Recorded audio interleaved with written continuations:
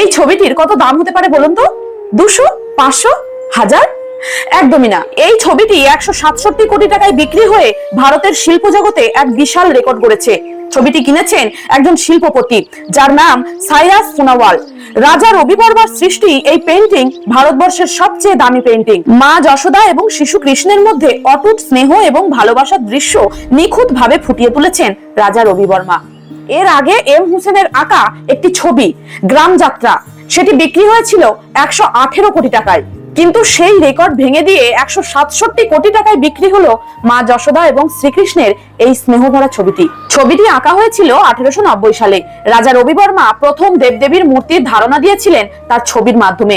বিভিন্ন রকম দেবদেবীর কথা বললেই আমাদের মাথায় যে ছবিটা প্রথমেই ভেসে ওঠে সেটা একমাত্র এই রাজা রবি বর্মার জন্যই।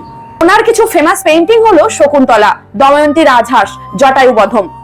ওনার বেশিরভাগ কাজই হলো হিস্টোরিক্যাল আর্টওয়ার্ক এবং যা খুবই রেয়ার। এই ইনফরমেশনটি আপনাদের কেমন লাগলো অবশ্যই কমেন্টে জানাবেন। ধন্যবাদ।